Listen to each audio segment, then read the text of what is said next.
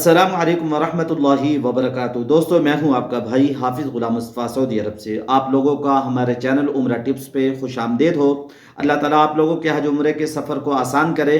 آپ لوگوں سے عرض کروں گا کچھ ایسی چیزیں اس ویڈیو کے اندر شیئر کر رہا ہوں جو بعد میں آپ لوگوں کو کام آئیں گی، آپ لوگ دعائیں دیں گے۔ دوستو کچھ ایسے کام ہیں جو آپ لوگوں نے یہاں کے نہیں کرنے، ان کا خیال کرنا ہے۔ کچھ خوشخبریاں ہیں۔ سب سے پہلی چیز آپ لوگ جانتے ہیں PIA کا بڑا اعلان، 46 کلو کا آپ لوگ لگیج بنائیں گے، 7 کلو آپ لوگ اپنے ہاتھ میں لا سکتے ہیں۔ 46 کلو کا وہ بیگ جو آپ سے لے لیا جائے گا، جس کو چیک کیا جاتا ہے، 7 کلو آپ کے ہاتھ میں جائے گا۔ اگر اس سے ایکسٹرا وزن ہوگا تو 10% آپ لوگوں کو رعایت دی جائے گی۔ PIA کی ہدایات میں سے یہ ہے کہ زیادہ وزن نہ لایا جائے، اگر لائیں گے تو زیادہ وزن نہیں لے جایا جائے گا۔ وزیر مذہبی امور سردار محمد یوسف نے خوشخبری سنائی ہے۔ بہت سارے لوگ پریشان تھے، لاہور سے ہم جاتے ہیں اور یہاں آ کے یعنی جدہ میں، مدینہ میں آ کے لمبی لائنوں میں لگنا پڑتا ہے، امیگریشن میں ہمارا وقت ضائع ہوتا ہے۔ لاہور کو روڈ ٹو مکہ میں شامل کرنے کے لیے کہا ہے۔ انشاءاللہ لاہور روڈ ٹو مکہ میں شامل ہو جائے گا۔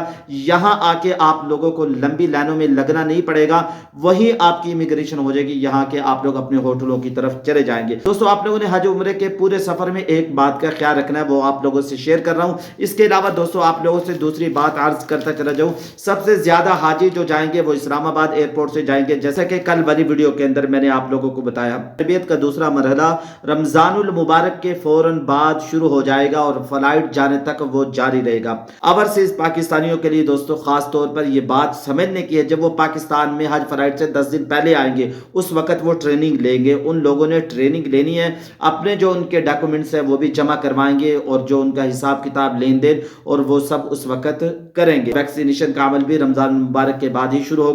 میں نے ایک بات آپ لوگوں کو پہلی والی ویڈیو میں بھی بتائی، ایک چیز کے لیے آپ لوگوں نے تیار رہنا ہے۔ وزیر مذہبی امور سردار محمد یوسف نے بھی کل والی کانفرنس کے اندر ایک بات دہرائی ہے، حج ایک مشقت اور آزمائش کا عمل ہے، لہذا ہم نے صبر کے دامن کو بالکل نہیں چھوڑنا۔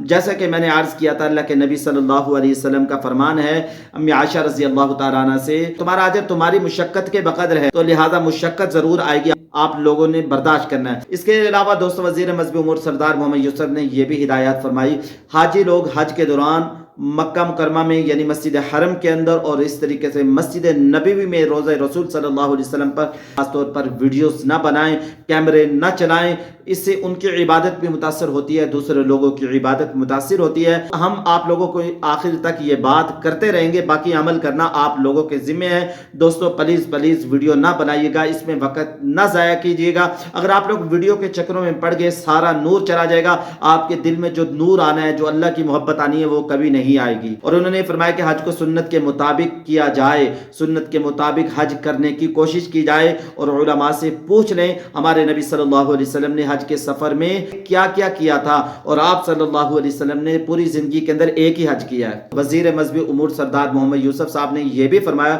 عزیزیہ بطح اور قریش میں جو اچھی بلڈنگیں، جو سہولت والی بلڈنگیں تھی، ہم نے حجاج کرام کے لیے لے لی ہیں۔